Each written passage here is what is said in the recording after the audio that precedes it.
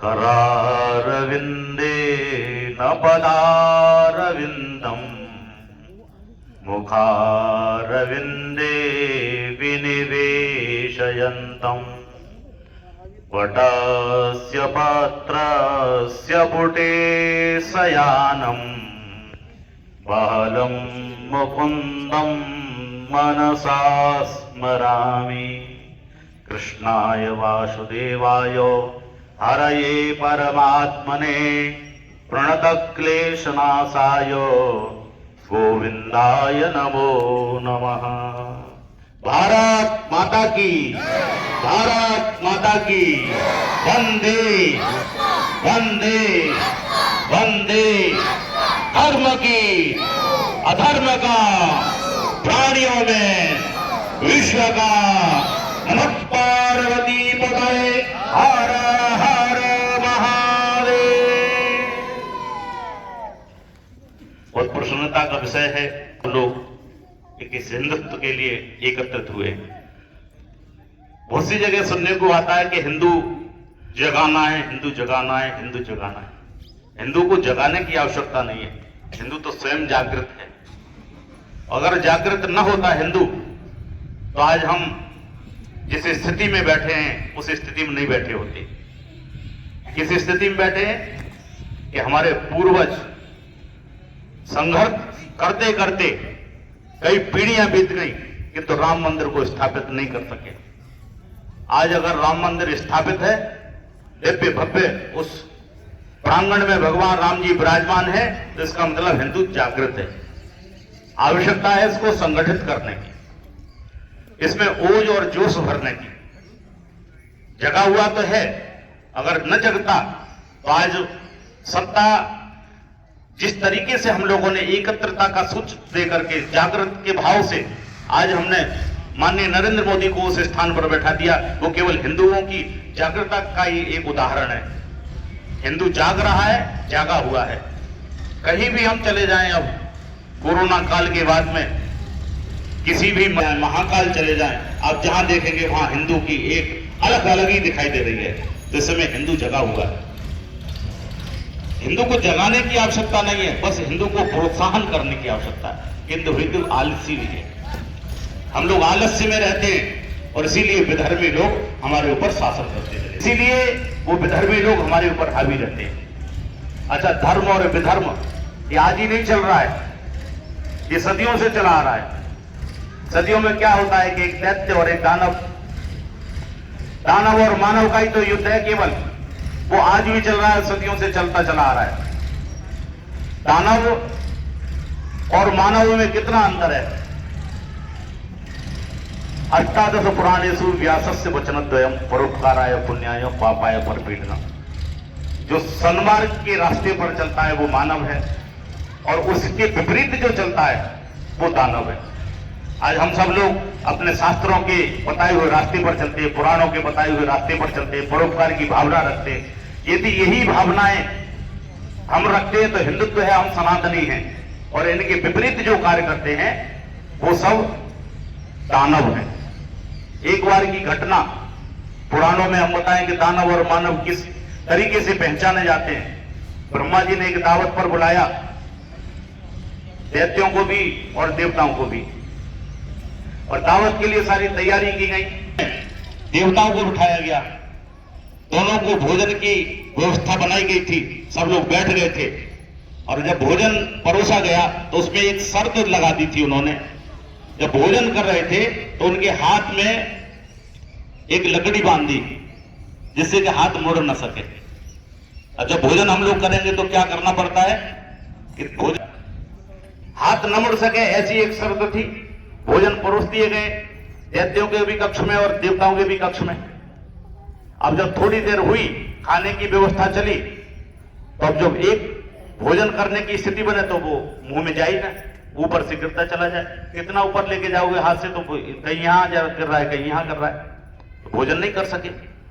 दैत्यों ने चिंतन किया, यही दानव जो थे वो चिंतन करें कि भोजन करें कैसे, कर ही नहीं सकते। हलवा उठा रहे हैं तो इधर से उधर गिर रहा है, पूड़ी उठा रहे हैं तो गिर रहा है। किंतु उनकी दृष्टि गई कि जिस कक्ष में देवता बैठे हैं उस कक्ष में हलवा, पूड़ी, कचौड़ी सब ले लेके भाग रहे हैं, दौड़ दौड़ के चल रहे हैं और उनको भोजन करा रहे हैं। वहां भोजन चल रहा है, हाथ उनके भी बंधे हैं, हाथ उनके भी बंधे हैं। अब चिंतन के इन्होंने तो हमारे साथ में दुभात कर दी। समुद्र मंथन जब हुआ था तो उस समय भी हमारे साथ चीटिंग की। आज हो सकता है फिर इन्होंने, ब्रह्मा जी ने भी हमारे साथ चीटिंग कर दी। तो चीटिंग क्या कर दी कि उनके हाथ खुले छोड़ दिए और हमारे हाथ बांध दिए। तो ब्रह्मा जी से शिकायत की गई, तो ये ब्रह्मा जी आपने हमारे साथ अहित कर दिया है, देवताओं के तो हाथ खोल दिए हैं आपने और हमारे हाथ बांध दिए हैं। तो ब्रह्मा जी ने कहा ऐसा नहीं है, आप जाकर के देखिए उस स्थान पर। जब दैत्यों ने देखा तो वहां क्या देख रहे हैं कि देवता स्वयं अपनी पत्तल पर बैठ करके सामने वाली पंक्ति के व्यक्ति को, उसमें मुड़ने के हाथ की जरूरत नहीं, वो भोजन ले रहा है और वो दूसरे को खिला रहा है। सामने वाला दूसरे को खिला रहा है, हम एक दूसरे को खिला रहे हैं तो आराम से भोजन कर रहे हैं, आराम से पेट को भर रहे हैं। जिस दिन हम अपनी सोचते हैं ना, वही हमारे अंदर दैत्य जागृत हो जाता है, वही हमारे यहां राक्षस होता है। हमारे को खिला के तब स्वयं को खाना है, पहले दूसरे का हमें परोपकार करना, उसके बाद हम स्वयं खाना है। जब तक ये व्यवस्था हमारे अंदर नहीं जागृत होगी तब तक हम संगठित नहीं हो सकते। आज के समय में हम क्या कर रहे हैं कि हम अपना कामना जो करता है उसको टांग, एक दूसरा संगठित नहीं हो पा रहा है। कोई अगर गांव का व्यक्ति पढ़ रहा है तो उसके 4 मुकदमे लगा देने झूठे।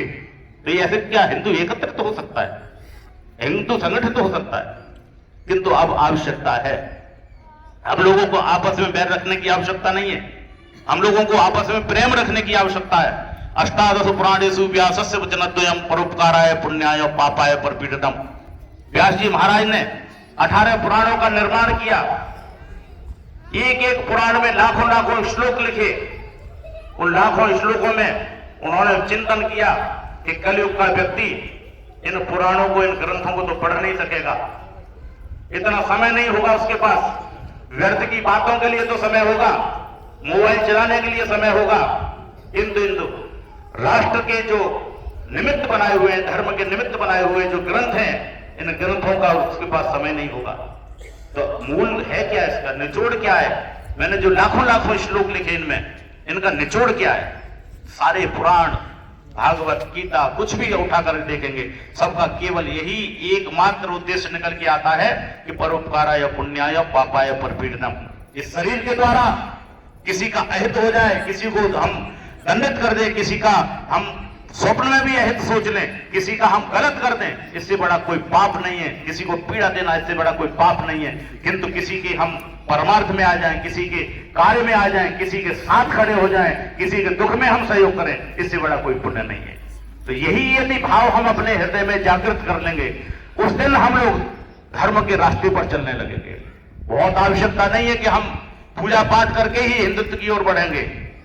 गीता कहती है कर्मण्येवाधिकारस्ते मा फलेषु कदाचन। आप अपने कर्म में लगे हैं तो आप योगी हैं, तपस्वी हैं। आप आवश्यकता नहीं है कि हम अपने काम को छोड़ करके दूसरे काम में हम पहुंच जाएं। जब एक मोची जब जूता सिलता है ना, और वो तन्मयता के साथ में सिलता है उस जूते को, उसे लाभ हानि की चिंता नहीं किए हुए, बिना लाभ हानि की चिंता के जब वो जूता सिलता है तो वो एक कर्मयोगी है, क्योंकि वो भगवान की बताई हुई बात पर जाता है कि कर्म करो फल की। खेत में बीज बोता है, बीज बो करके वो भूल जाता है, किंतु जो दाने भूमि के नीचे चले जाते हैं वो अंकुरित होकर एक दिन फल देते हैं। ऐसे ही आज हम सब लोग भूल चुके हैं कि दान करते हैं, उसको गाते हैं और अपराध को छिपाते हैं। दान करके गाते हैं और अपराध को छिपाते हैं, और जो छिपी हुई चीज है ना, उसका क्या होता है कि दान करके तो छुपाओ और पाप करके गाओ, पाप करके बताओ। यदि पाप हो गया है तो उसको जन जागरण कर दो, पुण्य को छिपा करके रखो। आज हम उल्टा करने लगे, पुण्य को तो गा रहे हैं, किंतु अगर अपराध और पाप कर रहे हैं, किसी का हम ईर्ष्या देश मन में भरे हुए उसको नहीं बता पा रहे हैं। खेत में दबा हुआ जो बीज है ना, वही अंकुरित होकर के एक दिन वृक्ष बनता है। तो पुण्यों को दबाने की आवश्यकता है, पाप को जागृत करने की आवश्यकता है। इसलिए पापों को नष्ट करना है। हम एक दूसरे के प्रति सहानुभूति रखें। बहुत से लोग कहते हैं कि हम जातियों में बटे हैं। आप लोग जातियों में बटे हो क्या? आप लोग जातियों में बटे हो क्या? कभी बटा नहीं था। बंटने की स्थिति क्या है कि राग और द्वेष और ईर्ष्या।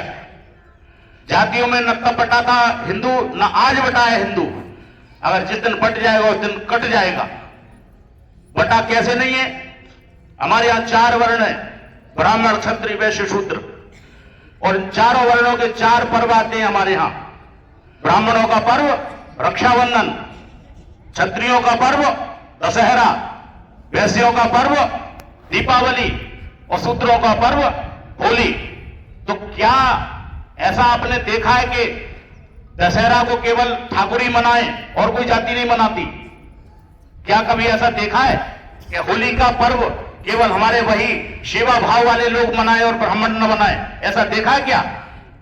होली जब आती है ना, तो हम सब सनातनी एकत्रित होकर के उस पर्व को, त्योहार को मनाते हैं, धूमधाम के साथ में मनाते हैं, एक दूसरे के गले लग करके मनाते हैं। इससे बड़ा क्या सौहार्द होगा? रक्षाबंधन जब आता है तो सब पर्व के लोग मनाते हैं, सब जातियों के लोग मनाते हैं। अपनी अपनी जाति का एक एक व्यक्तित्व है। हर जाति ने देश को स्वतंत्र करने के लिए उसमें कहीं न कहीं ऊर्जावान लोग उत्पन्न हुए।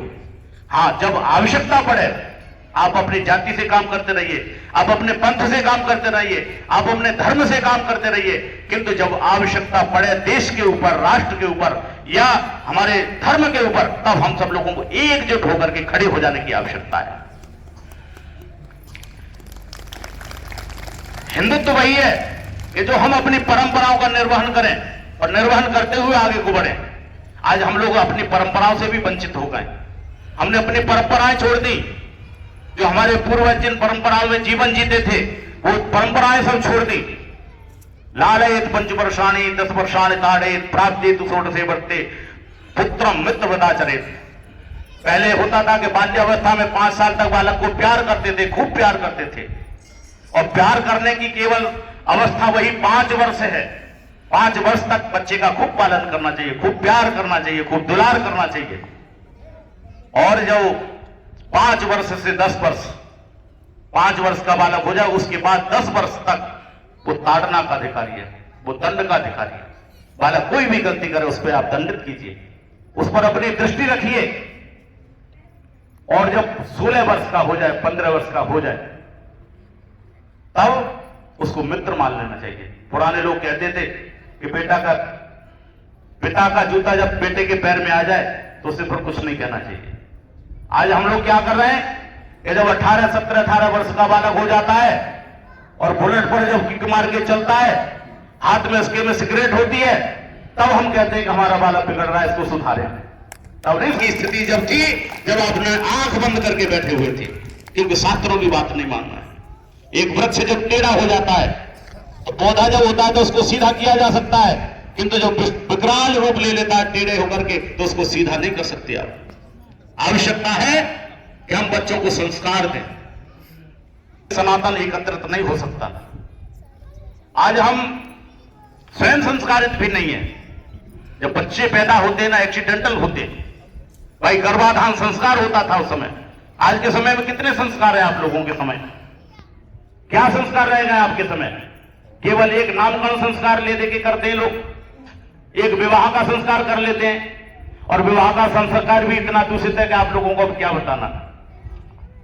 जो विवाह जिस पद्धति से होना चाहिए था, वो पद्धति तो पीछे छूट जाती है, और जो गौण विषय थे वो सबको आगे लेकर के आते हैं हम लोग। आज डीजे, लाखों लाखों रुपए का डीजे करते हैं, लाखों लाखों रुपए का ब्यूटी पार्लर करते हैं, लाखों लाखों रुपए की चमक और दमक रखते हैं। जब पंडिताई की आवश्यकता होती है ना, रात 12 बजे, तब पंडित जी को ढूंढते हैं कि पंडित जी आए या नहीं आए।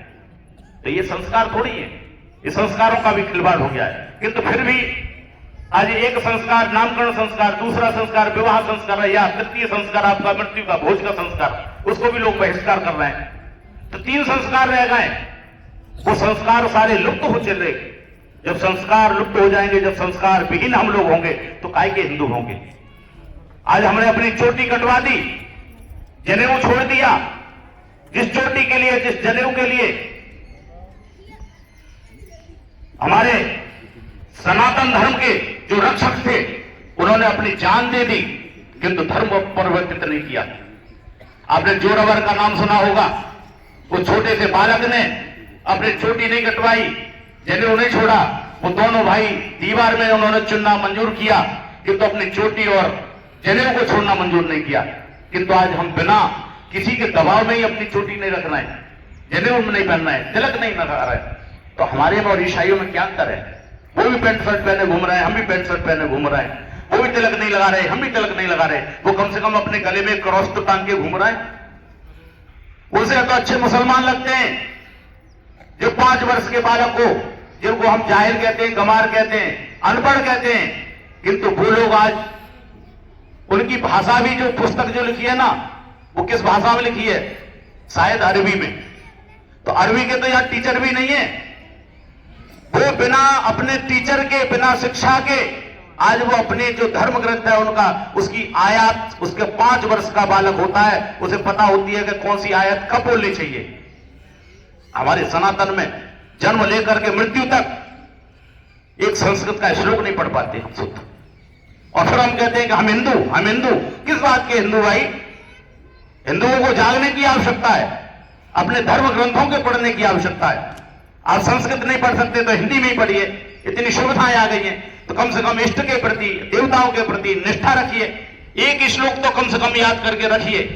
हम वो एक श्लोक नहीं जान रहे, एक मंत्र नहीं जान रहे, और फिर हम कहते हैं हिंदू। तो ये जागने का समय है, हमने ग्रंथों को पढ़ने की आवश्यकता है। अरे भाई, संस्कृत पढ़ाने वाले हमारे यहाँ हजारों टीचर मिल जाएंगे आपको। आप लोग बैठे हैं, इनमें भी बहुत से लोग जो होंगे जो संस्कृत को जानने वाले हैं, पुराने लोग। इनसे पढ़िए। जब तक आप संस्कृत नहीं पढ़ेंगे, संस्कृति की तरफ नहीं लौट सकते। संस्कृति को पालने के लिए संस्कृति भी आवश्यक है। वो लोग अपनी उस भाषा को नहीं जानते, उस भाषा का अर्थ भी नहीं जानते होंगे, किंतु उन आयतों को जरूर बोलते हैं। अरे वो जो विधर्मी होकर के अपनी आयतों में निष्ठा रख रहे हैं, तो हम अपने मंत्रों के प्रति निष्ठा क्यों ना रखें? आज हम ही एक दूसरे को तिरस्कृत भाव से देखते हैं। कोई बालक तिलक लगा करके जब निकलता है तो हम ही लोग कहते हैं अरे बड़ा पुजारी हो गया है, बहुत बड़ा पंडित बनता है। अरे भाई, उसको प्रोत्साहन करने की आवश्यकता है कि कम से कम हमारे कुल में कोई बालक ऐसा तरह के जो धर्म को मानने वाला है। आज हम सब लोगों को जागने की आवश्यकता है, उसी परंपरा में लौट के आने की आवश्यकता है। जब तक हम धर्म को नहीं मानेंगे, धर्म के प्रति निष्ठा नहीं रखेंगे, तब तक हम एकत्रित नहीं हो सकते। अच्छा, हमने पर्वों के विषय में बताया। कभी गंगा जी जाते हो तो क्या पूछते हो कि यहाँ ठाकुर जी नहा रहा है तो यहाँ पंडित जी नहा रहे हैं, यहाँ कोई और जी नहा रहा है? क्या ये कभी पूछा है आपने? यहाँ सभा हो रही है, इसमें क्या कोई पूछ रहा है कि हमारे पड़ोस में कौन बैठा है? भाई, सनातन धर्म में कभी जातवाद नहीं किया। जाति जरूर है, किंतु वाद नहीं है। जिस चीज में वाद लग जाता है तो नष्ट हो जाते हैं। जातवाद की आवश्यकता नहीं, जाति होनी चाहिए।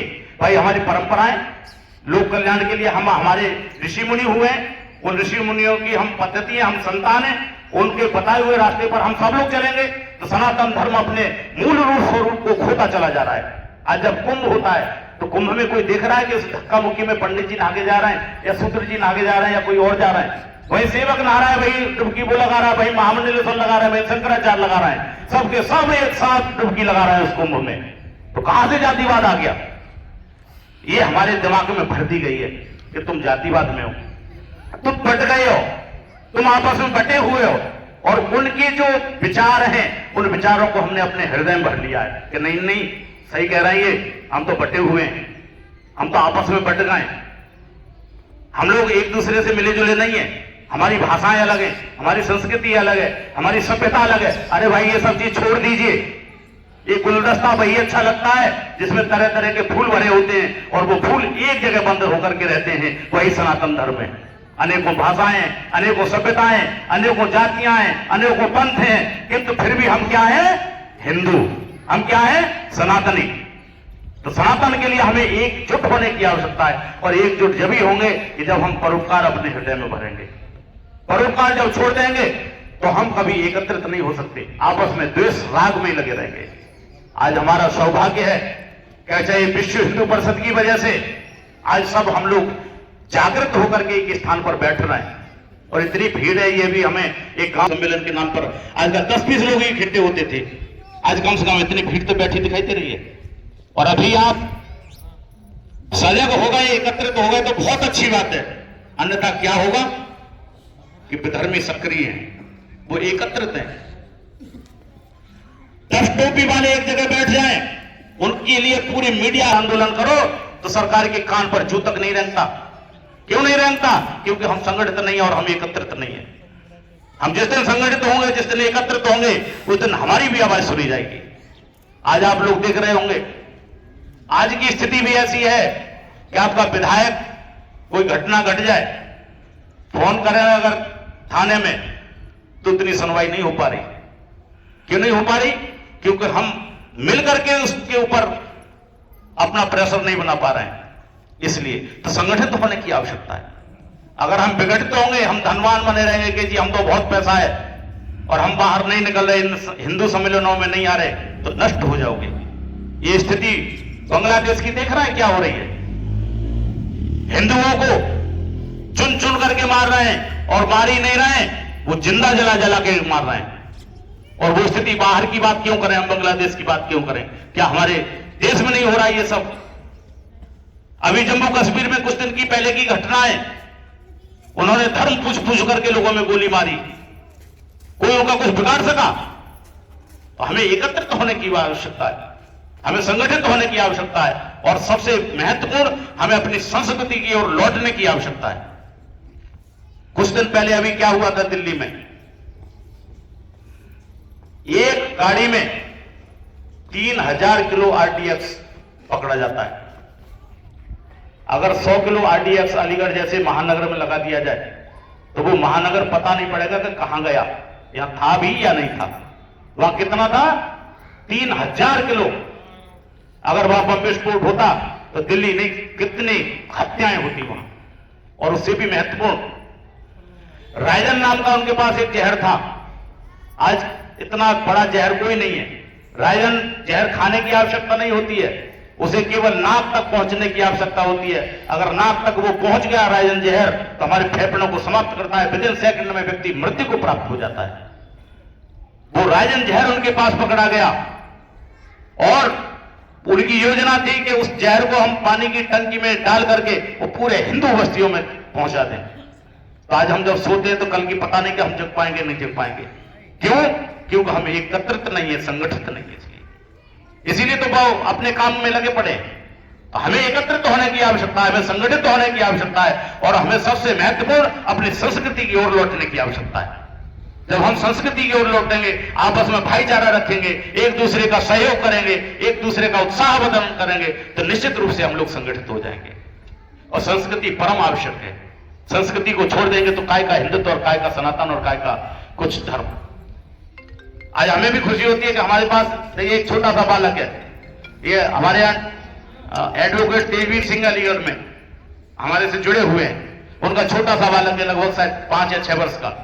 इसको पता है कि पंचदेव कौन से होते हैं, पंचदेव की उपासना कैसे होती है, पंचदेव के कौन कौन से मंत्र होते हैं। आप लोग जानते हैं पंचदेव कौन से?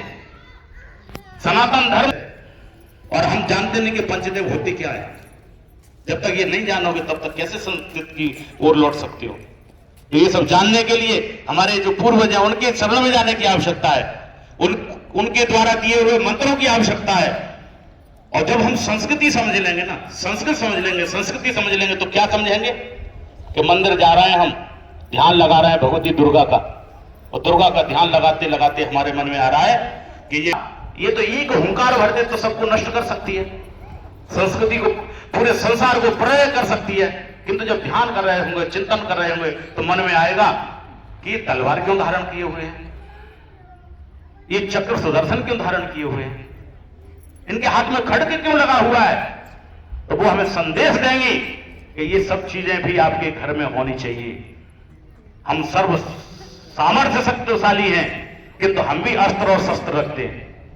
आप बंदूक रखने की जरूरत नहीं है, घर में तलवार रखने की आवश्यकता है, घर में त्रिशूल रखने की आवश्यकता है। वो क्यों आवश्यकता है? क्योंकि हम भगवती के उपासक हैं।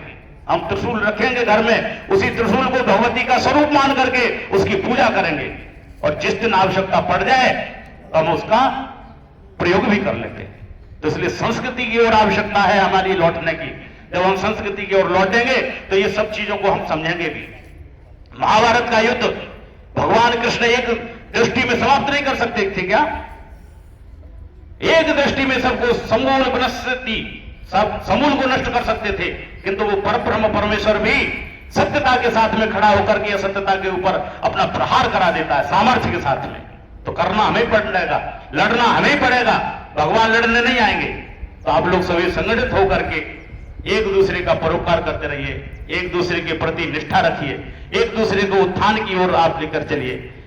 और जब हम सब लोग संगठित हो जाएंगे, एकत्रित हो जाएंगे, तो निश्चित रूप से हमारा ये भारत देश हिंदू राष्ट्र बन जाएगा और विश्व गुरु बन जाएगा। इन्हीं शब्दों के साथ जय श्री कृष्णा, हर हर महादेव, ओम नमः शिवाय। भारत माता की, भारत माता की, भारत माता की। अभी संचालक महोदय वो भी जरूर सुनवा दें, क्योंकि आप लोगों को भी उत्साह आएगा। और बच्चों को जरूर सम्मिलित रखिए, चाहे भागवत हो, पुराण हो, कुछ भी, तो उन्हें सम्मिलित करिए जो कि लोगों को